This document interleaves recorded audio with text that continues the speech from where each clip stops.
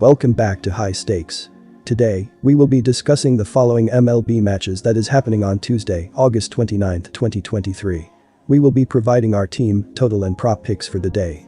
Before we get started, please remember to subscribe to our channel and turn on notifications so you don't miss any of our videos. If you want access to our premium picks, you can check out our Patreon page. You can find the link to our Patreon page in the description and comments section below. Chicago White Sox vs Baltimore Orioles. Take Baltimore Orioles run line. And here is why. Baltimore enters this game ranked first in the AL East and has won the first game of their current 3-game series at home against the White Sox. In their most recent 9-0 win, Grayson Rodriguez got the start and the win for the Orioles, throwing 6 shutout innings and allowing only 1 hit while striking out 6 and walking 1. From then on it was a bullpen game for the Orioles, which held the White Sox scoreless for the remainder of the game. On the offensive end, the Orioles totaled 11 hits and 8 runs in the game. Gunnar Henderson, Anthony Santander, and Ryan O'Hearn all had multi-hit games with Santander having the team's only home run on the night. Overall it was a good win for the Orioles as both the offense and defense performed well in this one. The Orioles give right-hander Dean Kremer the start for Game 2 in hopes of securing a series win and possible sweep.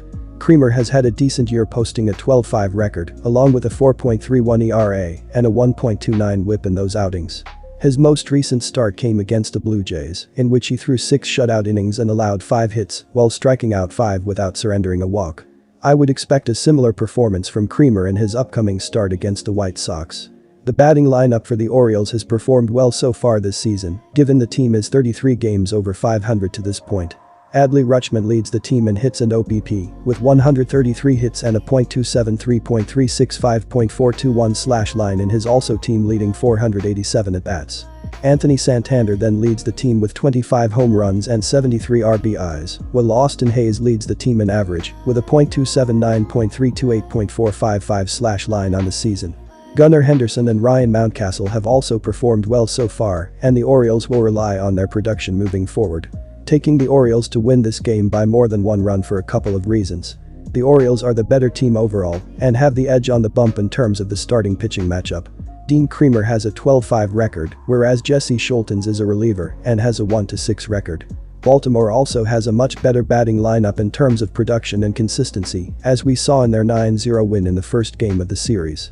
In terms of trends, the Orioles have won 8 of their past 10 games, including 5 of their past 6, while the White Sox have lost 6 of their past 10 games overall. In addition, when these teams have faced off in the past, the Orioles have won 7 of their past 10 matchups overall, including 4 of their past 5 meetings. For these reasons, I am confident in taking the Orioles to win this game by more than 1 run. Our total pick is over 9 runs. And here is why. Taking the over in this game for a couple of reasons. The Orioles covered this total themselves in the game last night, and this starting pitching matchup should allow for a similar outcome. Jesse Scholtens has a 4.15 ERA on the season, and Dean Kremer has a 4.31 ERA himself. This means we can expect 7 to 8 runs in the first 5 innings of the game, and with how the White Sox bullpen has performed as of late, covering an 8-run total should be a breeze. On Ballpark Pal, they have the implied run total at 9.65, about a half point higher than our given total, which typically implies pretty good value on the over. In terms of trends, both the White Sox and the Orioles have gone over or pushed in 7 of their past 10 games overall. In addition, when these teams have faced off in the past, they have gone over or pushed in their past 4 meetings overall, making me all the more confident in taking the over for this game. Washington Nationals vs Toronto Blue Jays. Take Toronto Blue Jays minus 1.5 runs. And here is why. Jose Barrios will be on the mound on Tuesday evening. Barrios is looking to rebound from a weak outing, conceding 5 runs in 6 innings against the Orioles, and was charged with a loss. The veteran has struggled in 2 of his last 3 performances, but is having a strong year, producing a respectable 3.55 ERA and a 1.22 WHIP, accompanied by a 9-9 record in 152 innings. Barrios has limited the Nationals to just 3 runs with a 1-0 record in 12 career innings. Toronto is in need of a winning streak. They have dipped 2.5 games out of a wildcard spot. The good news is they have an easier stretch in the schedule against below .500 squads in their next 3 series. The Jays dropped 2 of 3 home meetings against the Guardians this past weekend, allowing 18 runs. The Jays are 4-6 in their last 10 games. The Nationals are near the end of a long 9-game road trip. They have now dropped 2 straight, and this is not an ideal matchup. The Blue Jays need wins quickly and will be a desperate squad as they have dipped 2.5 games out of a wildcard spot. Furthermore, Nat starter Mackenzie Gore often has issues on the road, posting a weak 5.08 ERA in 14 road outings. Gore has been subpar recently, posting a 4.22 ERA in his 4 outings this month. Also, the Blue Jays are usually productive against lefties, reporting a strong .757 ops against left-handed starters, compared to a .739 ops against right-handed starters. Jose Barrios is reliable at home, sporting a 3.09 ERA on the season. Mackenzie Gore will get the nod on Tuesday.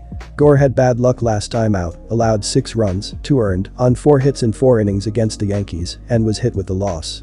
The young southpaw has issued a mediocre 4.22 ERA this month and has reported a 4.38 ERA and a 1.37 WHIP, accompanied by a 6-10 record in 127.1 innings pitched on the season. This is his first meeting against the Blue Jays. The Nationals continue a challenging 9-game road trek. The young squad is consistently winning, earning 5 consecutive series victories. They won 2 of 3 road bouts against the Yankees last week and recorded another series win against the Marlins on the weekend. They stand at 7-3 in their last 10 games. Our total pick is under. Houston Astros vs Boston Red Sox. Our team pick is to take the Red Sox with the money line. And here is why. The Boston Red Sox have the home advantage, and history has shown that Fenway Park can be a fortress when the Red Sox are in form. The Astros, while having an impressive season, have shown some cracks in their armor, especially in their recent matchups against the Red Sox. J.P. France, the chosen starter for the Astros, has a respectable 3.51 ERA and a 1.31 WHIP over 110.1 innings. However, when we compare this to the Red Sox's Brayan Bello, who boasts a 3.56 ERA and a 1.28 WHIP over a slightly larger 126.1 innings, the numbers are almost neck and neck. What gives the Red Sox the edge here is the recent performance and momentum. Bello, despite his youth, has shown resilience in high-pressure situations, and with the backing of the Fenway crowd, he's expected to rise to the occasion. Furthermore, the Astros' recent losses to the Red Sox indicate a potential psychological edge for Boston. The Red Sox batters have been reading the Astros pitchers well, and with players like Rafael Devers, even if he's day-to-day, the lineup remains threatening. The Astros might be feeling the pressure, especially after their recent losses, and the Red Sox will be keen to capitalize on this. Our total pick is over 10 runs. And here is why. When we look at the offensive firepower of both teams, it's evident that runs will be on the board. The Astros, with an average run score of 4.98, have players like Kyle Tucker, who has been in scintillating form with 26 home runs and 97 RBIs. On the other side, the Red Sox, with an average of 4.99 runs, have their own heavy hitters like Devers, who has smashed 29 home runs this season. Both starting pitchers, while having decent ERAs, are not invincible. France's 3.51 ERA and Bello's 3.56 ERA indicate that they can be taken for runs, especially by strong batting orders, which both teams possess. Additionally, considering the recent high-scoring games between these two teams, it's likely that trend will continue. Another factor to consider is the bullpen. Late-game situations could see more runs being added, especially if the game is close.